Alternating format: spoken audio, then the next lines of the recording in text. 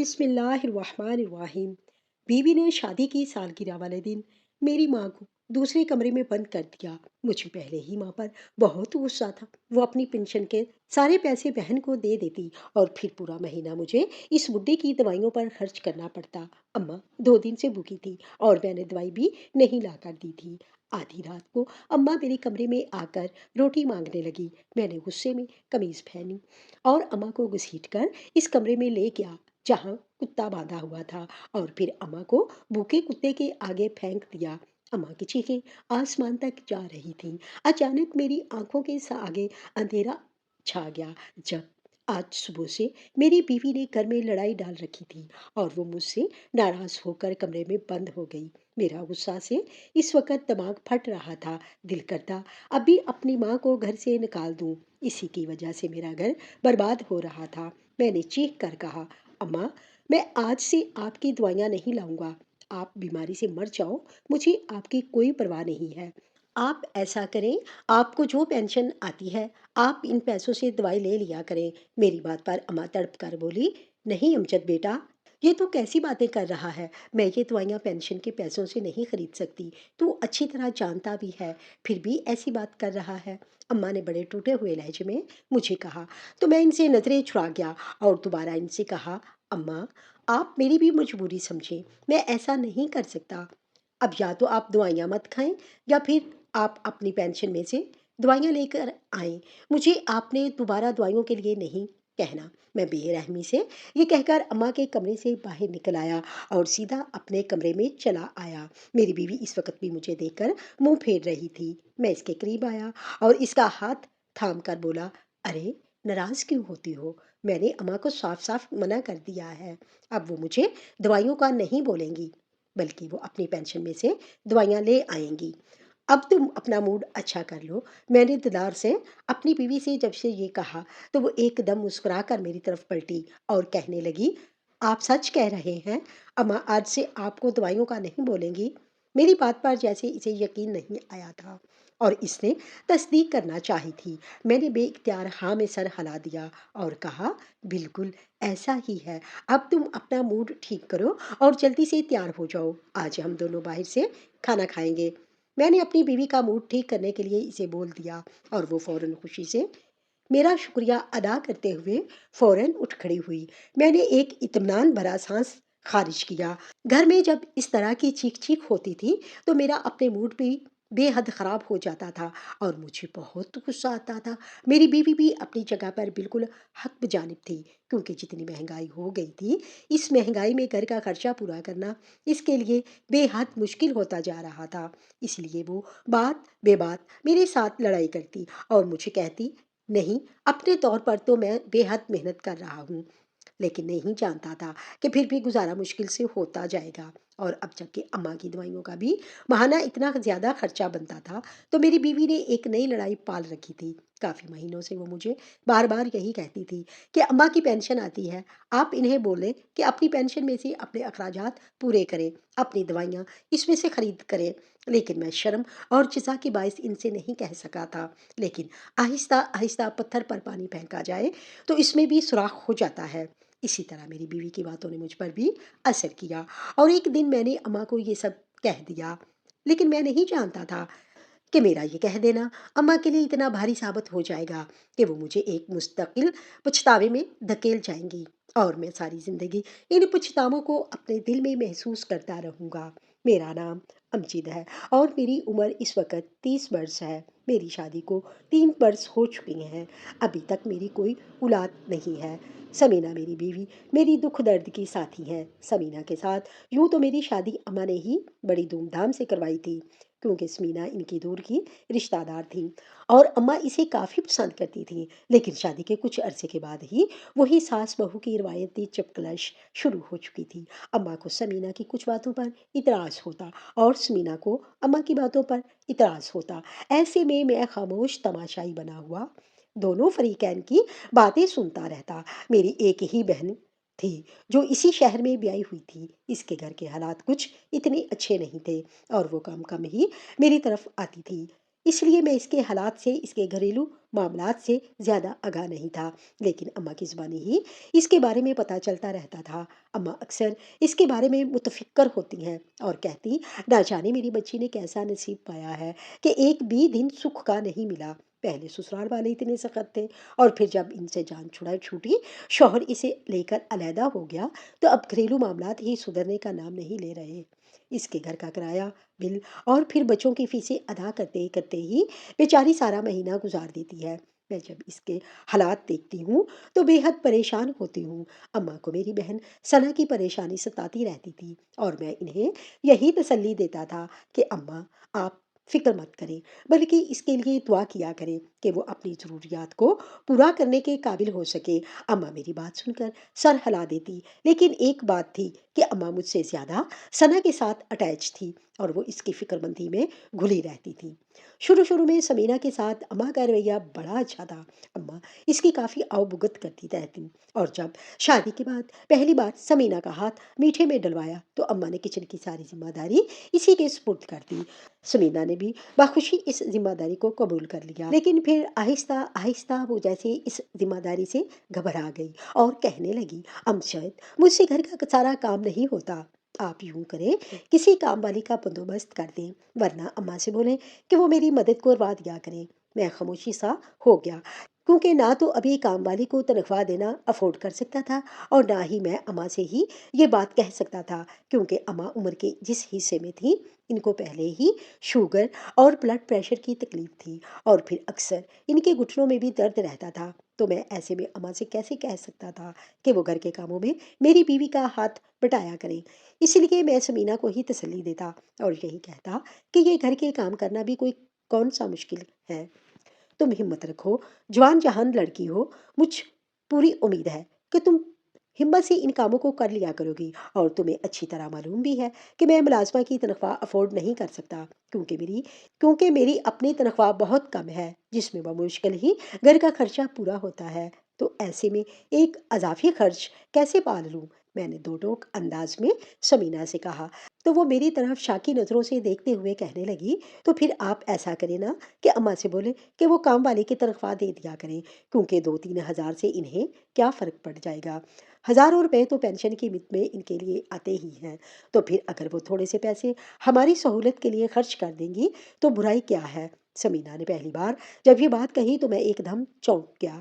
آج تک سچ بات تو یہ تھی کہ میں نے اماں سے کبھی پینشن کے بارے میں سوال ہی نہیں کیا تھا۔ میں نے کبھی ان سے پوچھا ہی نہیں کہ ان کی پینشن کے پیسے آخر کہاں جاتے ہیں اور وہ کس پر لٹاتی ہیں۔ لیکن اب سمینہ کی بات نے مجھے چونکا دیا تھا، لیکن پھر میں نے اماں سے ایسی کوئی بات نہیں کی، کیونکہ میں انہیں دکھ نہیں دینا چاہتا تھا۔ وہ پینشن اماں کی محنت تھی، آخر اماں نے اتنے برس ایک اسکول میں پڑھایا تھا، اور پھر جب ریٹائرمنٹ ملی تھی تو اس کے بعد یہ پینشن ان کا حق تھی، اور میں ان سے ان کا حق نہیں چھیننا چاہتا تھا۔ میں نہیں جانتا تھا کہ سمیرہ اس بات کو انا کا مسئلہ بنا لے گی۔ اس نے اس دن کے بعد سے مجھ سے بات نہیں کی اور باقاعدہ ناراض ہو گئی تھی، جبکہ میں اسے کئی بار منا چکا تھا اور یہ بات سمجھا چکا تھا کہ وہ پینشن اماں کا حق ہے۔ پہلے ہی انہوں نے ساری زندگی محنت کر کے ہم دونوں بہن بھائیوں کو پالا ہے، جوان عمری میں بیوگی کا دکھ سہا ہے۔ وہ چاہتی تو دوسری شادی کر کے آسانی سے اپنا گھر بسا سکتی تھیں، لیکن انہوں نے میرے اور میری بہن کے بارے میں سوچا۔ اب میں کیسے اتنا خود غرض ہو جاؤں کہ ان کی پینشن کے اوپر بھی نظر رکھوں؟ میں نے سمینہ کو بڑے رسان اور نرمی سے سمجھایا، لیکن وہ کہنے لگی، میں نے آپ سے کہا کب ہے کہ آپ ان سے ساری پینشن مانگ لیں؟ میں نے تو صرف یہی کہا ہے کہ اگر وہ 2-4 ہزار روپیہ کسی کام والی کو بھی دے دیں گی تو مجھے ہی سہولت ہوگی، اس گھر کا ہی فائدہ ہے۔ وہ کام والی اس گھر میں آئے گی تو اماں کی بھی 100 کام کر دیا کرے گی۔ میں تو صرف اس گھر کی بھلائی کے لیے سوچ رہی ہوں، لیکن آپ مجھے غلط سمجھ رہے ہیں۔ سمینہ نے روتے ہوئے ایک دم اپنے آنکھوں میں آنسو بھر لیے، اور میں بے بسی سے اسے دیکھ کر رہ گیا۔ تبھی سمینہ کی خواہش اور ضد کو دیکھتے ہوئے مجبوراً مجھے کام والی رکھوانا پڑی، اور 2 ہزار اس کا اضافی دینا پڑا۔ یہ 2 ہزار میری جیب پر بہت بھاری پڑ رہا تھا، لیکن میں کیا کرتا؟ اگر میں ایسا نہ کرتا تو پھر سمینہ یہ بات کبھی نہ چھوڑتی، اور بار بار مجھے یہی بات کہتی رہتی کہ اماں سے پینشن لو، اور اسی وجہ سے میں نے یہ روز روز کی لڑائی کو ختم کیا اور کام والی رکھوا دی۔ میں نے سکھ کا سانس لیا تھا، مجھے پوری امید تھی کہ اب سمینا کی کوئی نئی ڈیمانڈ سامنے نہیں آئے گی، لیکن ابھی 2-4 مہینے اور گزرے تھے جب اماں کی طبیعت بہت زیادہ بگڑنے لگی تھی۔ میں نے ایک اسپیشلسٹ کو چیک اپ کروایا تو اس نے اماں کے مختلف ٹیسٹ لکھ دیے۔ ان ٹیسٹوں پہ ہی ہزاروں روپیہ خرچ ہو گیا، اور پھر اس کے بعد اس نے اماں کی ساری دوائیاں تبدیل کر دیں، اور اب جو دوائیاں اس نے لکھ کے دی تھیں وہ دوائیاں بے حد مہنگی تھیں اور جو میری جیب پر بے حد بھاری پڑتی تھیں۔ لیکن میں کیا کرتا، اپنی ماں کو دوائی نہ لا کر دیتا تو خود سے کبھی نظر ملانے کے قابل نہ رہتا۔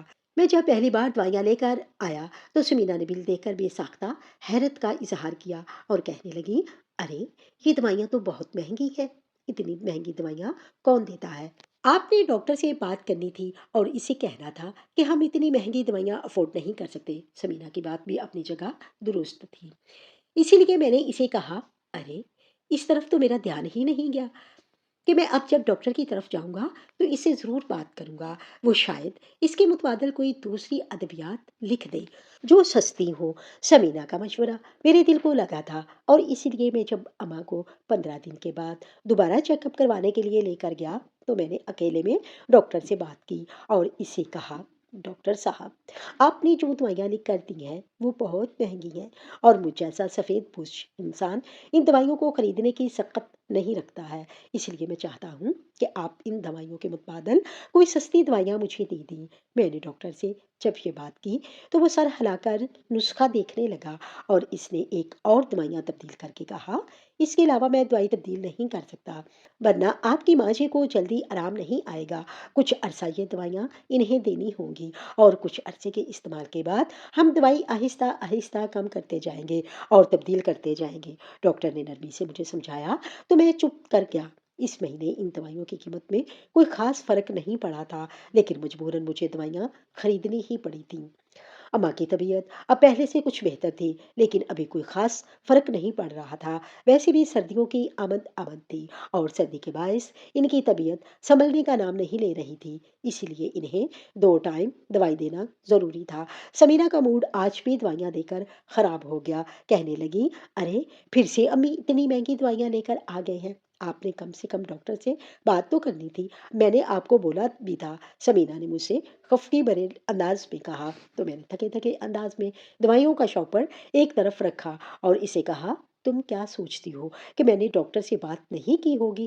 میں نے اسے صاف صاف اپنی حیثیت کے بارے میں بتا دیا تھا، لیکن اس کا کہنا کہ یہ دوائیاں بھی دینا بہت ضروری ہے، اس لیے میں چپ کر گیا۔ اس نے 2-3 دوائیاں تبدیل کر دی ہیں، آہستہ آہستہ وہ وقت کے ساتھ ساتھ انہیں کم کرتا جائے گا، اور اب تم زیادہ ٹینشن مت لو، میں کچھ نہ کچھ سوچ رہا ہوں پارٹ ٹائم نوکری کے بارے میں، ذہن میں بن رہا ہے، اور 1-2 جگہ پر میں نے اپلائی بھی کر دیا ہے، امید ہے کہ جلد ہی پارٹ ٹائم نوکری مل جائے گی۔ تم ایسا کرو، میرے لیے کھانا لے کر آؤ، مجھے بہت بھوک لگ رہی ہے۔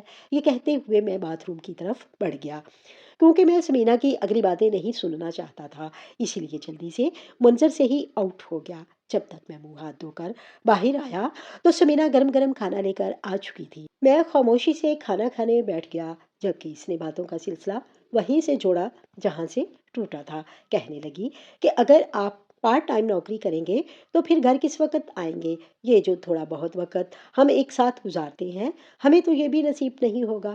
ابھی آپ ایسا کچھ مت کریں، اور پھر اتنی محنت کرنے سے آپ کی طبیعت اور صحت پر بھی اثر پڑے گا۔ سمینا اپنی اصلی فکر مندی اور پریشانی سے کہہ رہی تھی۔ میں نے محبت سے اس کے چہرے کی طرف دیکھا اور کہا، سمینا تم فکر مت کرو، میں جو بھی کروں گا سوچ سمجھ کر کروں گا، لیکن ابھی کچھ بھی سمجھ نہیں آ رہا، اس لیے پارٹ ٹائم نوکری کر کے اپلائی کر دیا ہے۔ ویسے میں اب اس بات کا مستقل کوئی حل سوچ رہا ہوں، مجھے اپنی نوکری کے ساتھ ساتھ کسی کاروبار کو بھی کرنا چاہیے تاکہ آنے والے وقت میں ہم کسی بڑی پریشانی سے بچ سکیں۔ میں نے کچھ سوچتے ہوئے سمینا سے کہا تو اس نے بھی سر ہلا دیا۔ کچھ دن تو اسی طرح خاموشی سے گزر گئے تھے۔ اماں پہلے سے کافی بہتر ہو رہی تھیں، اب وہ کھانا پینا بھی اچھے انداز میں لے رہی تھیں، اور اس کے علاوہ اب خود سے اٹھ کر واک بھی کر لیتی تھیں۔ میں روز اماں کی خبر خیر معلوم کرتا اور ان کی دوائیوں کے بارے میں پوچھتا، اور اماں مجھے سب اچھا ہے کا اشارہ دے دیتی۔ انہی دنوں میں میری طبیعت خراب ہوئی، موسم نے مجھے اپنی لپیٹ میں لے لیا تھا اور شدید بخار نے مجھے دنوں تک بستر سے اٹھنے ہی نہیں دیا۔ میں ایک ہفتہ دفتر سے چھٹی کرتا رہا اور پھر بہت مشکل سے جب میں ایک ہفتے کے بعد دفتر گیا تو باس نے فوراً مجھے بلا لیا اور سختی سے ڈانٹا۔ باس کا کہنا تھا کہ تمہیں تنخواہ کام کرنے کی دی جاتی ہے، نہ کہ آرام کرنے کے لیے۔ اگر بخار تھا بھی تو ایک دو دن آرام کر کے دفتر کام کے لیے آ جاتے۔ اب 8 دنوں کے بعد آئے اور کتنا کام پینڈنگ پڑا ہے تمہاری وجہ سے، ہمیں کتنا نقصان ہو رہا ہے، تمہارے یہ 8 دنوں کی تنخواہ ضرور کٹے گی۔ باس نے بڑے غصے بھرے انداز میں مجھ سے کہا تو میں پریشانی سے ان کو دیکھتا رہ گیا۔ 8 دن کی تنخواہ کٹ جانے کا مطلب تھا کہ بہت ساری ضرورتوں سے نظر پھیر لینا، اور میں یہ مہینہ کیسے گزاروں گا؟ میں پریشانی سے سر تھامے بیٹھا تھا، کچھ سمجھ نہیں آ رہی تھی کہ کس طرح پورا مہینہ گزرے گا۔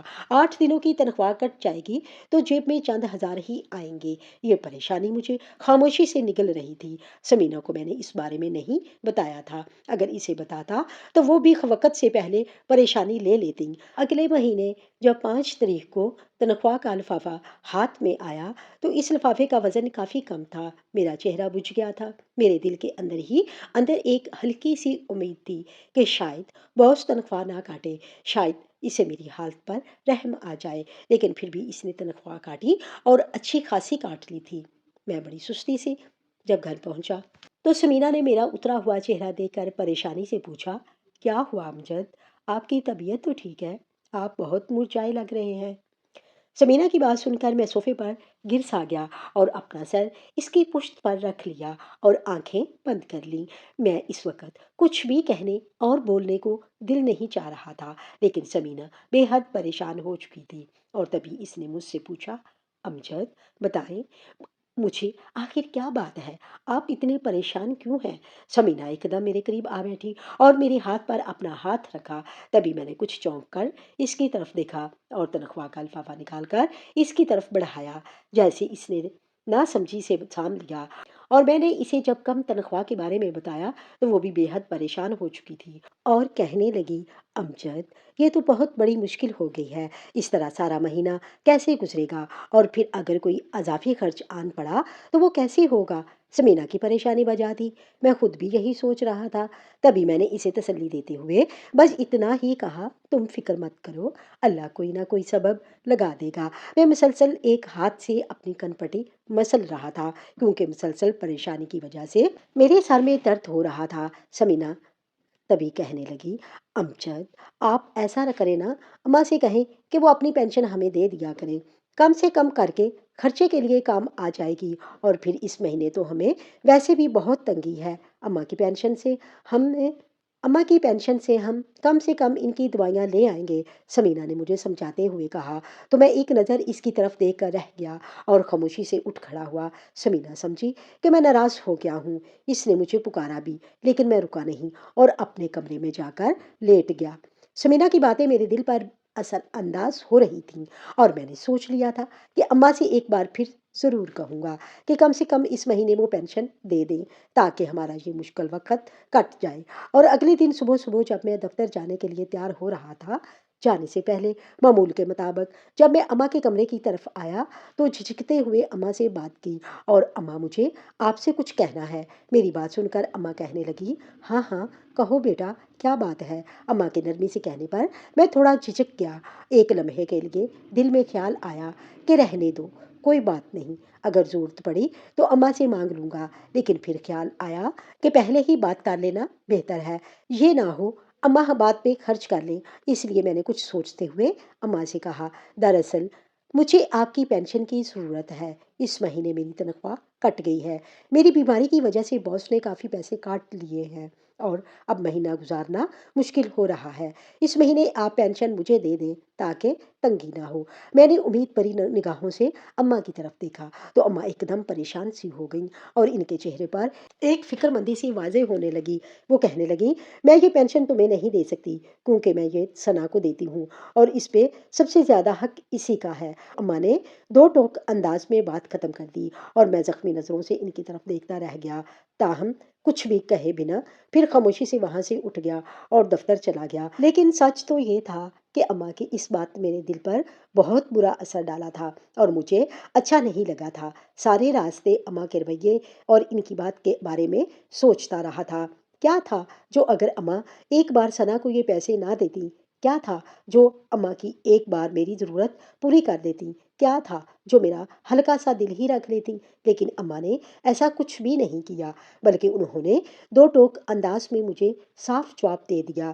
اس بات نے میرے دل کے اندر ایک دکھ بھر دیا اور میں سارا دن اسی کیفیت میں مبتلا رہا تھا۔ دفتر میں کام کے دوران بھی بار بار اماں کے فکرے میرے کانوں میں گونجنے لگتے تو مجھے یقین ہی نہیں آتا تھا کہ میری سگی ماں نے میرے ساتھ یہ رویہ اختیار کیا۔ شام کو جب گھر آیا تو میں اماں سے ملنے کی بجائے سیدھا اپنے کمرے میں چلا گیا اور چپ چاپ سر پر ہاتھ رکھ کر لیٹ گیا۔ کچھ دیر کے بعد ہی سمینا میرے لیے چائے کا کپ لے کر آئی اور مجھے اس طرح لیٹا دیکھ کر فکر مندی سے بولی، کیا بات ہے؟ میں دیکھ رہی ہوں کہ آپ ایک دو دن سے کچھ پریشان سی ہیں، مرجھائے ہوئے سے لگ رہے ہیں۔ کیا بات ہے؟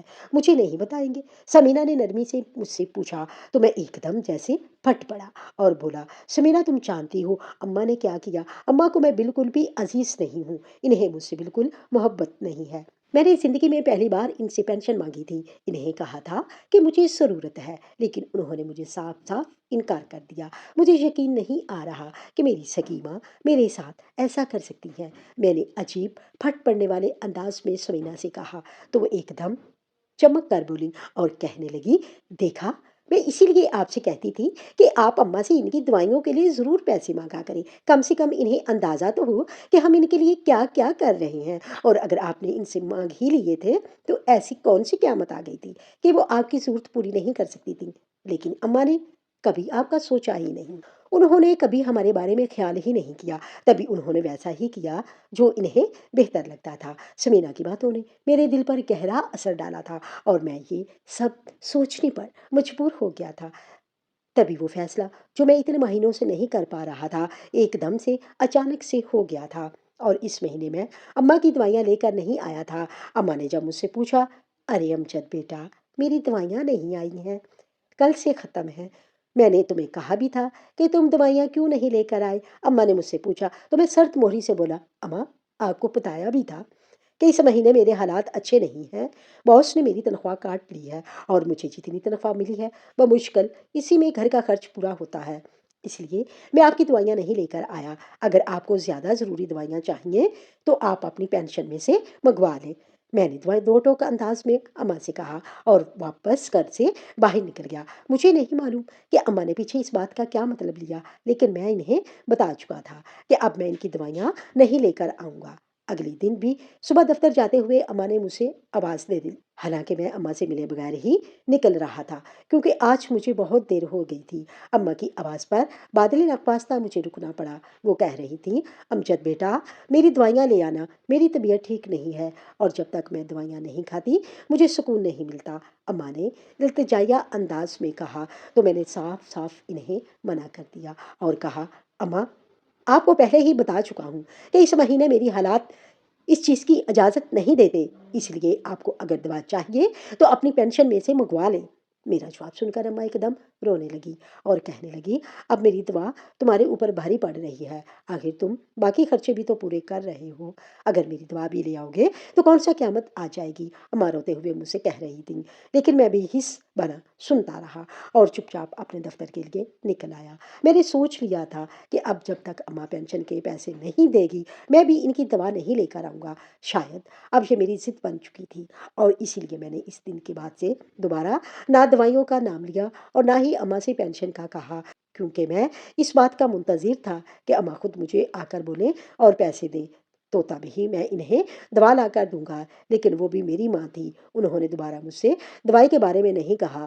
اس بات کو گزرتے ہوئے ایک مہینہ ہونے والا تھا اور اب میری اگلی تنخواہ آنے والی تھی۔ میں نے سوچ لیا تھا کہ جب اماں کا ایک مہینہ بغیر دوائی کے گزر سکتا ہے تو اگلا مہینہ بھی گزر جائے گا، انہیں شاید دوائی کی اتنی ضرورت نہیں ہے، لیکن یہ میری خام خیالی تھی۔ ایک رات اسی طرح خاموشی سے اماں اس دنیا سے رخصت ہو گئی اور تب مجھ پر پچھتاووں کا ایک نیا دور شروع ہو چکا تھا۔ میں سوچ بھی نہیں سکتا تھا کہ دوا نہ ملنے کی وجہ سے اماں اس دنیا سے کوچ کر جائیں گی۔ اگر مجھے ذرا بھی اندازہ ہوتا تو میں کبھی ان کی دوا بند نہ کرتا۔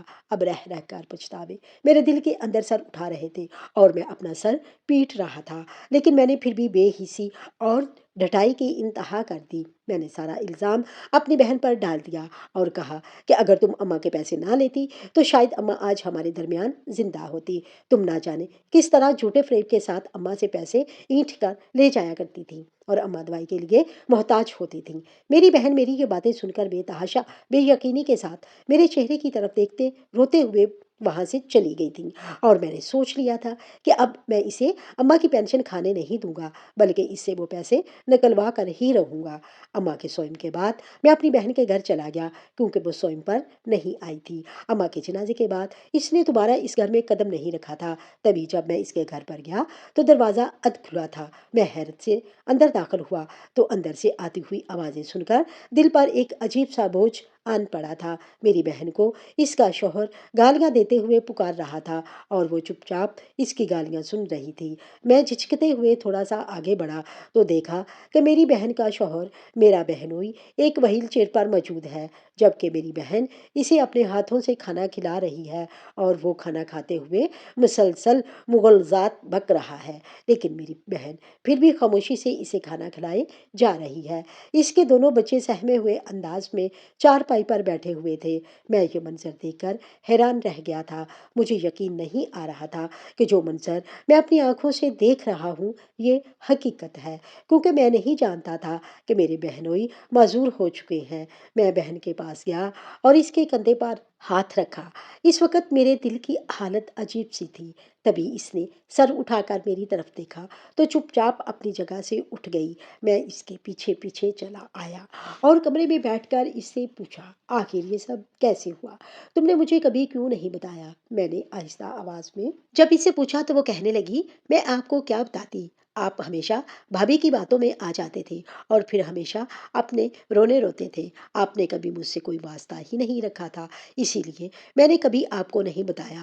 اماں میرے شوہر کے بارے میں جانتی تھیں کہ کس طرح ایک حادثے میں ان کی دونوں ٹانگیں کٹ گئیں اور اب وہ گھر پر محتاج ہو کر رہ گئے ہیں۔ اسی لیے تو اماں اپنی پینشن کی رقم مجھے دے دیتی تھیں تاکہ میں اور میرے بچے بھوکے نہ سوئیں۔ اگرچہ اماں مجھے کئی بار کہہ چکی تھیں کہ میں واپس میکے میں چلی آؤں، ایسے شوہر کا ساتھ چھوڑ دوں، لیکن میں کیسے چھوڑتی؟ اسی لیے میں نے اماں کی بات کو منع کر دیا، لیکن پھر بھی مجھے جینے کے لیے تو کچھ نہ کچھ کرنے کی ضرورت تھی۔ میں نے بہت نوکری کے لیے ہاتھ پیر مارے، لیکن کہیں نوکری نہ ملی۔ تبھی اماں نے اپنی پینشن سے میری مدد کر دی اور یوں یہ سلسلہ چل نکلا۔ اماں کی پینشن آتی تو وہ خود بخود ہر مہینے مجھے بھجوا دیتی اور میں چپ چاپ وہ رکھ لیتی، کیونکہ اس کے علاوہ میرے پاس اور کوئی حل نہیں تھا۔ اماں خاموشی سے میری مدد کر جاتی تھیں اور میں خاموشی سے ان کی احسان مند ہوتی جا رہی تھی۔ اماں کے دیے ہوئے پیسوں سے ہی میرے گھر کی خرچ چل رہا تھا، ورنہ شاید میں اور میرے بچے بھوکے پیاسے فاقوں میں گھرے رہتے۔ ثنا نے افسردگی سے یہ سب کہتے ہوئے اپنی آنکھوں میں آئے ہوئے آنسوؤں کو صاف کیا تو میں بے اختیار شرمندگی کی اتھاہ گہرائیوں میں گر گیا۔ تبھی میں نے شرمندہ ہوتے ہوئے ثنا سے کہا، میں تم سے بے حد شرمندہ ہوں میری بہن۔ میں نے کبھی تمہارے حالات جاننے کی کوشش ہی نہیں کی، اور نہ ہی مجھے اس بات کی خبر تھی کہ تم کس کرب سے گزر رہی ہو۔ اماں نے بھی کبھی اس بارے میں نہیں بتایا۔ شاید میں بے انتہا خود غرض ہو گیا تھا اور اپنی دنیا میں مگن رہنے لگ گیا تھا۔ میں نے اپنے رشتوں کے تقاضوں اور ان کی ذمہ داریوں سے منہ موڑ لیا تھا، ورنہ یہ کوئی اتنا مشکل نہیں تھا۔ تم اسی شہر میں تھی اور میں آسانی سے تمہاری حالات سے آگاہ ہو سکتا تھا، لیکن میں نے کبھی کوشش ہی نہیں کی اور اب مجھے بے حد شرمندگی محسوس ہو رہی ہے۔ میں نے اماں کا بھی دل دکھایا، آخری وقت میں انہیں بے حد تکلیف دی۔ اب مجھے احساس ہو رہا ہے کہ میں کتنا غلط اور خود غرض انسان تھا۔ تم مجھے معاف کر دو، میں نے تمہارے ساتھ بہت زیادتی کی۔ میں نے بے اختیار ثنا کو آگے ہاتھ جوڑتے ہوئے اسے کہا تو وہ میرے سینے سے آ لگی اور پھوٹ پھوٹ کر رونے لگی۔ اب کچھ دیر رو چکنے کے بعد وہ جیسے ایک دم پرسکون سی ہو گئی تھی اور مسکراتے ہوئے مجھے دیکھ کر کہنے لگی، امجد بھائی آپ بیٹھیں، میں آپ کے لیے چائے بنا کر لے آتی ہوں۔ میں نے آہستہ سے اس بات پر سر ہلا دیا، کیونکہ واقعی اس وقت مجھے چائے کی بے حد طلب محسوس ہو رہی تھی۔ ثنا کے جانے کے بعد میں نے کمرے کا جائزہ لیا تو ہر چیز سے ثنا کی مفلسی اور اس کی قسم پرسی टपक रही थी। मैं अपने अंदर ही बेहद शर्मिंदगी महसूस करता जा रहा था और ऐसे होता जा रहा था जैसे ये सब कुछ मेरी वजह से हुआ है, क्योंकि आज तक मेरी बहन ने कभी मुझसे किसी चीज़ का तकाजा नहीं किया था और मैंने कभी अपनी इकलौती बहन के हालात जानने की कोशिश ही नहीं की। उल्टा मुझसे एक बड़ा गुनाह सरजद हो गया। मैं अम्मा को इसकी पेंशन की वजह से तंग करता रहा, जो पेंशन मेरी बहन के लिए खर्च हो रही थी, और अब मुझे अपने आप में बेहद पछतावे सता रहे थे। मैंने अगर ज़रा भी ये जानने की कोशिश की होती कि आखिर अम्मा वो पेंशन क्यों सना को देती है, तो शायद मेरे सामने इसके हालात आ जाते। लेकिन मैंने ये बात जानने की कोशिश ही नहीं की और चुपचाप अम्मा से किनारा कशी इख्तियार कर ली और इनकी ज़रूरतों के लिए इन्हें मोहताज कर दिया। अम्मा अगर सना को वो रकम ना देती तो सना का घर कैसे चलता, और अगर वो रकम अपनी दवाइयों पर खर्च कर लेती तो सना के बच्चे भूखे रहते। इसका माजूर शौहर अपनी दवाइयाँ कैसे लेकर आता। मैं अम्मा की असमत का कायल हो गया। किस तरह अम्मा ने मेरे सामने मेरी बहन का पर्दा रखा। शायद सना ने ही अम्मा को मना किया होगा, क्योंकि जिस तरह मैं इन दोनों से गाफिल हो चुका था, इन दोनों ने अपनी हालत जाहिर नहीं की। अब हकीकत का आईना मेरे सामने था और इसमें मुझे अपनी ज़ात बेहद नीच और घटिया दिखाई दे रही थी। मैं खुद को इतना घटिया तस्वर कर रहा था कि खुद से ही नज़रें मिलाने के काबिल नहीं रहा। दिल कर रहा था यहाँ से उठकर भाग जाऊं या ज़मीन फटे तो इसमें समा जाऊं। मेरी हालत इस वक्त कुछ ऐसी ही हो रही थी। तभी सना चाय ले आई और मुस्कुराते हुए इसने चाय पेश की। मैंने इसे नज़र ही मिलाए बगैर इसका शुक्रिया अदा किया और चाय पीने लगा। चाय बहुत अच्छी बनी हुई थी। इस दौरान मैं बिल्कुल खामोश रहा, जबकि सना भी ज़मीन पर नजरें गाड़े न जाने क्या सोच रही थी। तभी कुछ देर के बाद मैं चाय पीकर एकदम उठ गया और अपने पर्स से जितने पैसे थे वो निकाल कर सना के हाथ पर रख दिए। मैंने इन्हें गिनना भी मुनासिब नहीं समझा। सना ने भी यकीनी सी भरी नज़रों से मेरी तरफ देखा और कहने लगी, भाई मुझे इसकी ज़रूरत नहीं है। लेकिन मैंने हाथ उठाकर इसे मना कर दिया और कहा, मैंने आज तक जो कुछ भी किया मैं इस पर बेहद शर्मिंदा हूँ। अब तुम मुझे मज़ीद शर्मिंदा मत करो। ये तुम्हारा हक है और ये तुम्हारा ही रहेगा। मुझे माफ़ कर देना। मैंने जो कुछ भी तुम्हारे साथ किया इसके लिए मुझे माफ़ कर देना। मैंने एकदम सना के आगे हाथ जोड़े और फौरन तेज़ी से वहाँ से निकल गया। आंसुओं ने मेरी आंखों में अपना डेरा जमा लिया था और दिल में पछतावे सर उठा रहे थे। मैं ना जाने क्यों इतना गाफिल हो गया था कि अपनी बीवी की बातों में आकर अपनी माँ को भी भुला बैठा और अपनी बहन को भी नज़रअंदाज करता रहा। सारे रास्ते मेरी आंखों के आगे कभी अम्मा का चेहरा आता और कभी सना का चेहरा आता। सना के घर की हालत देखकर मेरा दिल खून के आंसू रो रहा था। ना जाने किस तरह मेरी बहन ने गुजारा किया और किस तरह हालात की सख्तियों से वो गुजरी थी, ये मैं तो नहीं जानता, लेकिन अम्मा को बखूबी खबर थी। मैं सना के घर से सीधा अम्मा की कब्र पर चला आया और इनकी कब्र पर हाथ रखकर शिद्दत से रोने लगा था, यूं जैसे ही आज अम्मा का इंतकाल हुआ। काफ़ी देर रो चुकने के बाद मैंने अम्मा के आगे एकदम हाथ जोड़ दिए और कहा, अम्मा मुझे माफ़ कर दे। मैंने आपके साथ बहुत गलत किया। मैं बिल्कुल भी नहीं जानता था कि आप किस वजह से सना की मदद करती हैं। मुझे यही लगता था कि शायद अब मुझसे मोहब्बत नहीं करती, आपको मेरा एहसास नहीं है, इसलिए आप सना को अपनी पेंशन दे देती हैं। लेकिन मैं नहीं जानता था कि सना के साथ क्या हालात दरपेश हैं। आपने एक बार भी मुझे इस बारे में बताया होता तो शायद मैं अपनी बहन की दिल खोल कर मदद करता। लेकिन अब आपने मुझे पर्दे में रखकर मुझे मेरी ही नज़रों में गिरा दिया। मैं अपने आप में बेइंतहा शर्मिंदा होकर रह गया था और सना के घर की हालत देखकर मेरा दिल कट कर रह गया है। मेरे पास वसाइल होने के बावजूद मैं अपनी बहन की मदद नहीं कर सका। इस बात ने मुझे तोड़ कर रख दिया है। मैं आपसे माफ़ी मांगना चाहता हूँ कि इस पेंशन की वजह से मैं आपके साथ झगड़ा करता रहा और आपको नाराज़ कर दिया, आपकी दवा भी नहीं ला कर दी। अब मुझे शिद्दत से पछतावे ने डस लिया है, लेकिन आप मेरी माँ हैं और मुझे यकीन है कि आप मेरी मजबूरी को समझकर मुझे माफ़ कर देंगी। अम्मा के पास अपने दिल का बोझ हल्का करने के बाद मैं घर के रास्ते की तरफ चल पड़ा और इस यकीन के साथ कि अम्मा यकीनन मुझे माफ़ कर देंगी, वो कभी मेरा बुरा नहीं चाहेंगी और ना ही दिल में नाराज़गी रखेंगी। और अब मैंने दिल ही दिल में इस बात का अहद कर लिया था कि मैं हमेशा सना की खबरगिरी